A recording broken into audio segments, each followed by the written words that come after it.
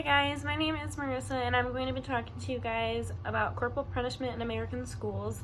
It is actually legal in 19 states in the United States, which many people do not know. And even though it is illegal in the other remaining states, public schools is where it is illegal. Private schools sometimes can get away with their own kind of rules, and that's the same that goes for private schools. They can make their own rules if it is legal in their state. So I want to inform you guys about corporal punishment and its continued use in American schools, along with the history in the past. Corporal punishment is a practice that is believed to cause pain, which will lead to experiences that will correct their behaviors. A few days ago, my cousin was talking to me about how she got in trouble for being late. I have two cousins. They are both in the same school. One is in 7th and one is in 8th grade, and they both live in Texas. They were both in trouble for being late, but they obviously had different teachers.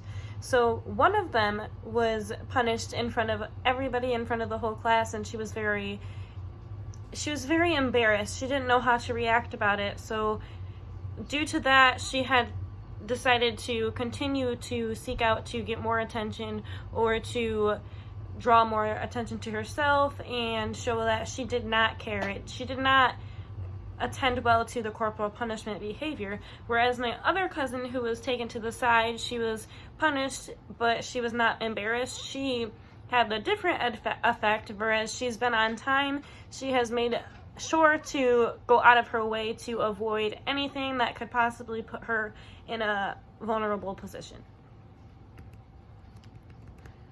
So corporal punishment is through necessary action, and there is not really a guideline for that. It's kind of broad, so it's wherever necessary action means. And in general, corporal punishment has become a problem per se, or has become a discussion topic, because many people believe that due to race, gender, and disability, people will be given a harsher punishment or a less punishment. And there are laws set in place to protect people that do have disabilities, and corporal punishment is still used in many southern eastern states. You need to understand the mission for corporal punishment and then understand the history and locations where it occurs. So basically, at the AACAP, which is the American Academy of Child and Adolescent Psychiatry, it is believed that the methods of discipline are effective in promoting self-control, eliminating undesirable behaviors, and promoting desired behaviors in children. This just means that basically corporal punishment, they are saying, has been able to promote desirable behaviors in children. Therefore, they are not doing all these bad things. It is allowing for a better education, basically, because there's no disruptions. And it is possible to partake in corporal punishment and still promote a safe school environment. So as long as it is not anything widely terrible that is happening, as long as it is still just a spanking or nothing like a brutal beating, they're saying that it is promoting a safe work environment and also safe school environment for everybody.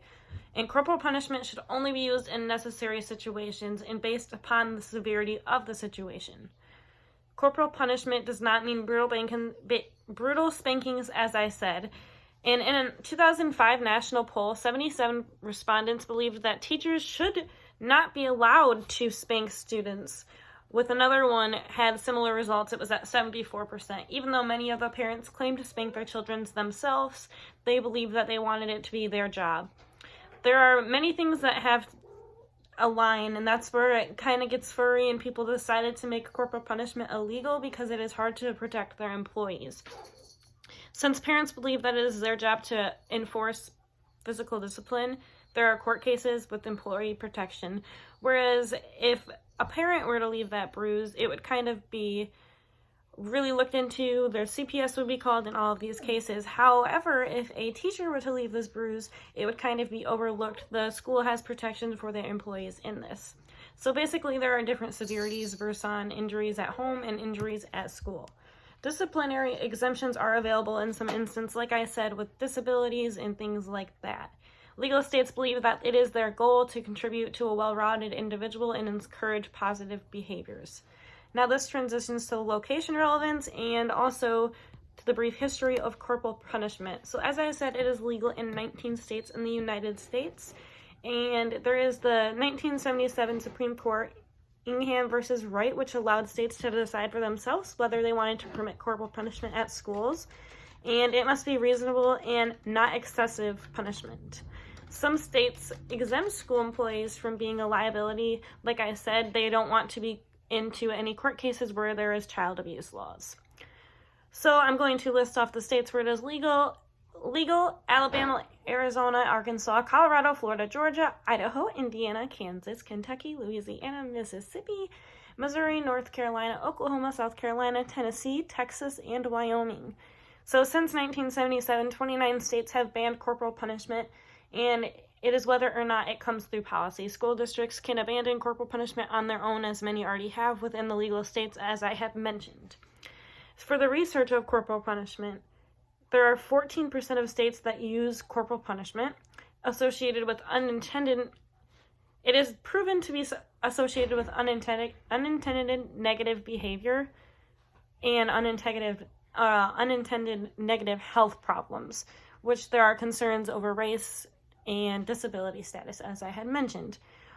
In the results, Black boys have the highest overall rate of school corporal punishment at 16%, followed by white boys at 9%. Many national organizations, such as AMA-APA, which is the American Medical Association and the American Psychology Association, oppose the use of corporal punishment in schools. Any want to avoid corporal punishment can be arranged, as I mentioned, legal action on those with disability. There are standards that you know what to expect, so they're saying you can avoid corporal punishment. And all punishment is supposed to encourage misbehavior or discourage misbehavior. And if you want to avoid corporal punishment, they say that you can find a city or state which it is illegal, but following the exceptions are an option. So I have told you only a piece of corporal punishment. You know the mission and the goal. You know that there are different locations in the brief history, and you know the results of corporal punishment and concerns. If you have any further questions or concerns, you can go ahead and contact the United States Department of Education. They have set laws regarding education, and the long-term goal is to maintain and to promote a positive child behavior. I will leave you with a quote. The United States Department of Education recommends discipline that is developmentally appropriate, proportional to the misbehavior, and focused on teaching children how to learn from their mistakes. Thank you for listening and have a great day.